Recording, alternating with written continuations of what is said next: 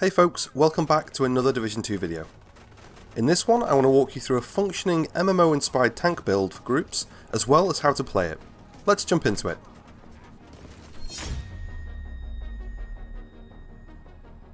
If you're new to the idea of tanking or tanks as a role, it's a term often used in MMO type games such as World of Warcraft or Star Wars The Old Republic, where groups are often made up of DPS or damage players, a healer, and a tank. In a lot of MMO and RPG communities, this is what's known as the Holy Trinity. Playing a tank role is often having a large amount of survivability, capable of taking a huge amount of damage, but at the cost of doing no damage in return.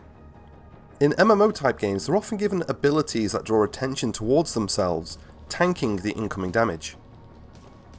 So the tank's job is to grab the attention or aggro of a boss or surrounding NPCs, so the damage players, who often have less survivability than a tank, can start doing damage without having to worry about incoming damage themselves.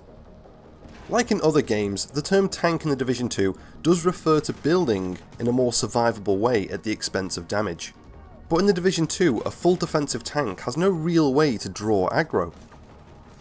With this variation of a tank build, I've taken it back to its roots, with a hybrid tank that can pull aggro away from your teammates while keeping you as tanky as possible and in the thick of the fight. So let's get to the build.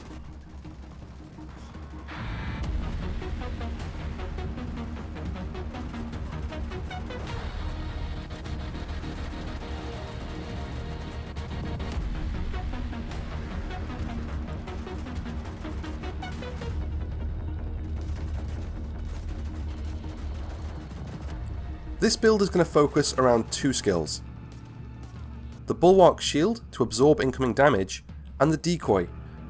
This is what we're going to use to pull the aggro away from the rest of the team. For the gear composition, the main base of this build is going to be 4 pieces of the Foundry Bulwark set: the mask, holster, gloves, and knee pads. If you're not familiar with the Foundry Bulwark gear set, for having 2 pieces equipped, you get an extra 10% total armour. For 3 pieces, an extra 3% armour regeneration, which is a constant armour repair. And for the 4-piece bonus, makeshift repairs. Whenever you or your shield take damage, 20% of that amount is repaired to both over 15 seconds. This is what's going to give the build its overall resilience. For the other 2 pieces, I've gone with 1 piece Murakami for the backpack for an extra 20% skill duration. And for the chest, there are 2 options depending on which skill you'd rather put more into. For more of an emphasis on survivability, I'd go with the Tardigrade exotic chest piece. This rolls with all blue stats, including armor as a core attribute. And for its talent, it has ablative nanoplating. Whenever your or any ally's armor breaks, they gain 80% of your armor as bonus armor for 10 seconds. Cooldown per ally is 45 seconds. Killing an enemy with your specialization weapon removes this cooldown for all allies. It's easy to see why, as a tank, this chest piece adds a huge boost to survivability, not just for you, but for the rest of your team. If you've not picked up a Tardigrade chest yet, they drop from True Sun bosses. I'd recommend farming Lincoln Memorial, since there's 4 named True Sun bosses in total. This will give you a much better chance to get a drop. If you wanted to lean more into the Decoy skill, and work more on pulling the attention away from your team, I'd go with a Hanu chest piece, with skill tier as its core attribute. 1 Hanu gives us 10% skill haste, plus the extra skill tier increases the overall performance of the Decoy. For the talents, on the backpack I've used Protector. When your shield is damaged, you gain 5% bonus armor, and all other allies gain 15% of your armor as bonus armor for 3 seconds, with a 3-second cooldown. This is going to help your team out with a little extra armor and survivability, with your shield pretty much always going to be taking fire. For the chest, I've already covered the talent for the Tardigrade, but if you wanted to swap it out for the Hanu, I'd recommend going for Vanguard.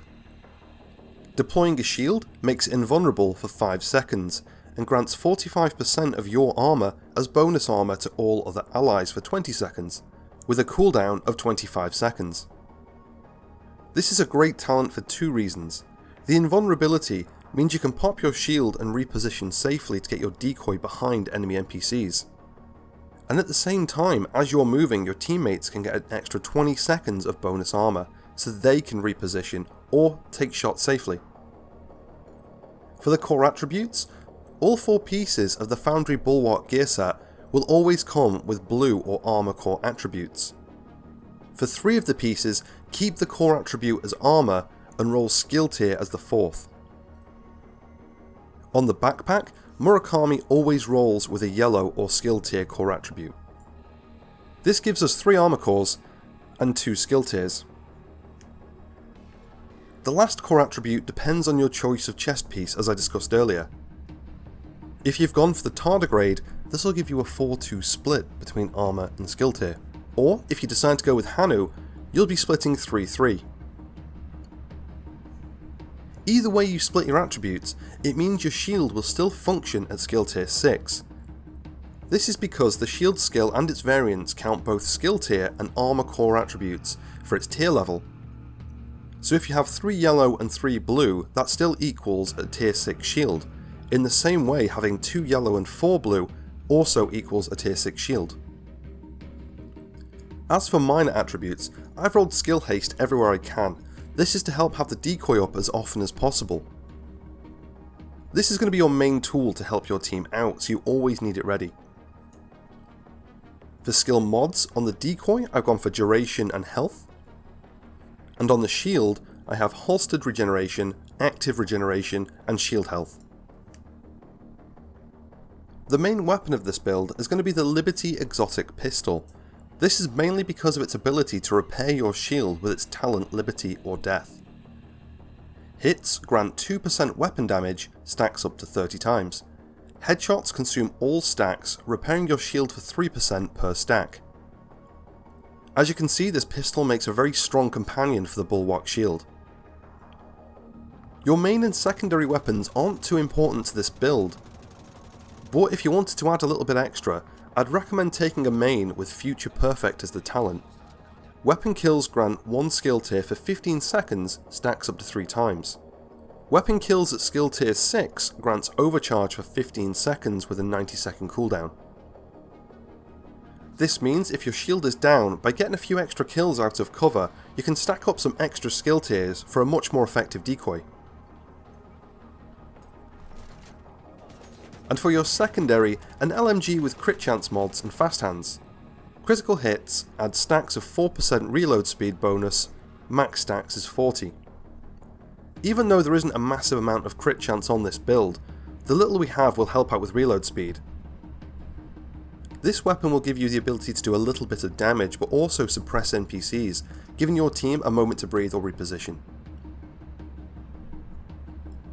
For the specialisation, I'm using Technician. This is purely for the bonus skill tier. This isn't too important for your shield, as I've already covered, it's already operating at tier 6. However, this will apply to your decoy. Plus with the Technician, we get an extra 15% armour just for aiming with the decoy. And that's everything. I hope you enjoy the build. If you're enjoying this more RPG way of looking at builds, let me know in the comments below. Thanks for watching, and I will see you in the next one.